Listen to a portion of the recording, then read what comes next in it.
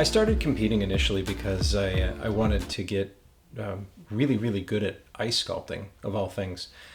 When I was younger, I attended a college and I was taught how to ice carve. And really, the only way to practice as a student was to compete. And it just sort of turned into this, I guess, obsession, which has been the story with my life so many times over. And I realized that the more I prepped for competition, the better I got at ice sculpting, and then that kind of rolled over into cooking, and it just gave me an excuse to hone a skill, to practice harder, and to do everything I could to get better at what I was trying to do.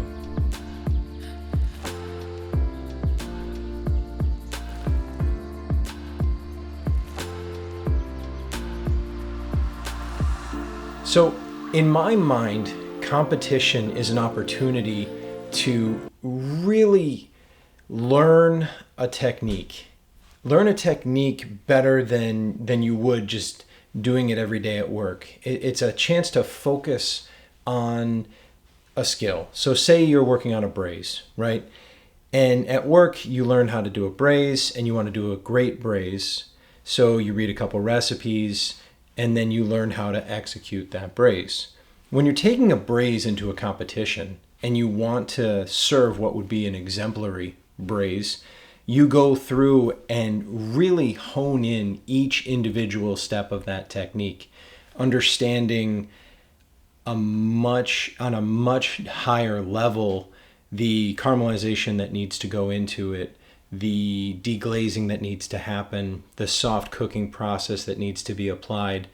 And then competition forces you into a specific set of parameters, and you're forced then to try and do a braise or execute a braise in a particular amount of time, under a particular amount of circumstances, and your understanding rolls over into your day-to-day work. When you do that for an entire plate in, say, a hot food competition, or if you're working on a terrine for a cold food competition, the repetition of that practice, you have no choice but to get better at what you're doing.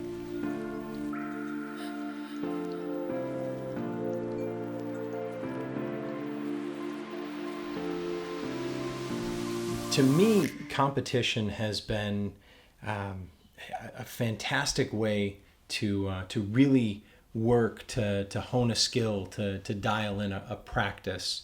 And it's made me a much better cook as far as speed goes, as far as understanding goes. Competition is something that you do as, I would say, you could call it a hobby. It's something you do in your spare time when you want to obsess about something for the kitchen, outside of the kitchen. But competition gives you a purpose to hone in a skill, to really dial in a technique, to understand food at a much deeper level. I used to spend my time diving into books and comparing, different methods for executing something in particular, and then pull those things together. Inevitably, my cooking got better no matter what I was cooking.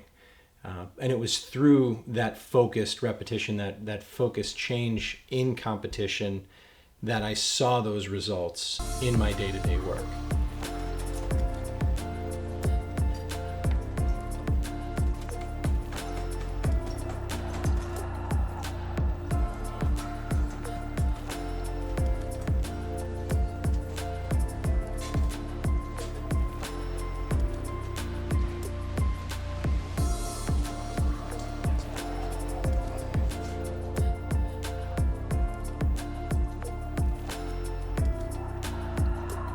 There's sort of a myth that people seem to think that you have to be on the Culinary Olympic team or you have to be a major competitor to pass the Certified Master Chef exam. And I don't think that's true. I think that it helps you prepare for the Master Chef exam. Everything's a process. And the Master Chef exam is a stressful, intense, mastery of the craft exam, right? So we're not thinking in terms of, are you good at something? We're thinking in terms of, have you mastered a technique? Now, there's many different ways to get there. Competition is one of those that kind of, it's an avenue that helps you find your way there, that helps you understand what mastery looks like and how to work towards that. I also think competition helps you meet people along the way to put you on that path. Now, other paths include you focusing on your work at your restaurant and working every day to master your craft, or to prove yourself as a master of your craft. Some of my mentors never worked on the Culinary Olympic team. Some of them did. I think for me, my path, I worked on the Culinary Olympic team so that I knew that I was going to be ready for the MasterChef exam. That was something that made sense to me, and that was something that practically seemed like the right path. But by no means is it necessary.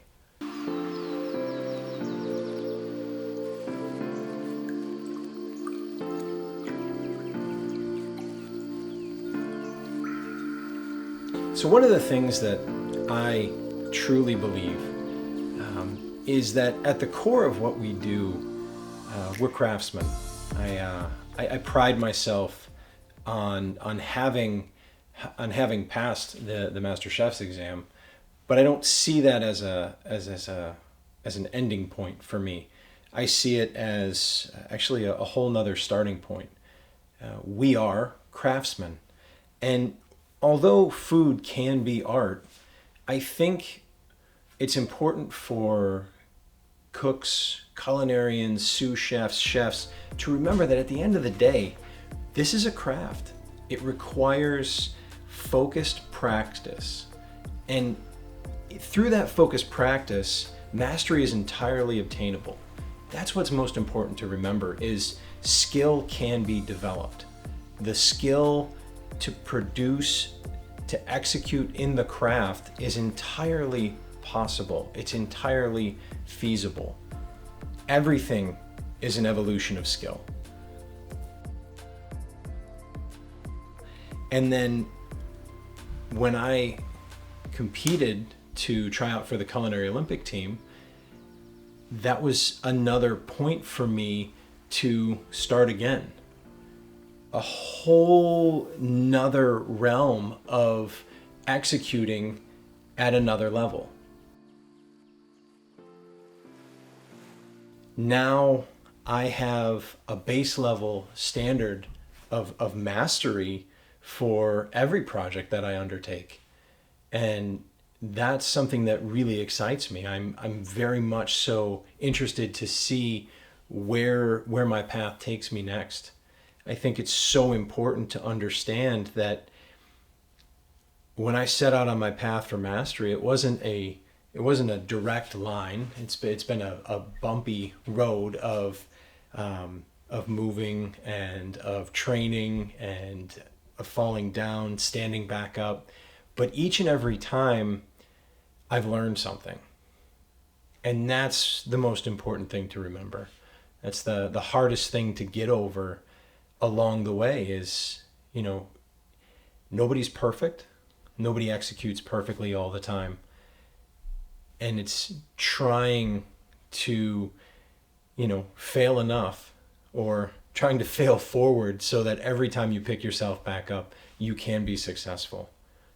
It's so important to remember that what we do is a craft. And it being a craft, it's not natural ability. It's not God-given talent.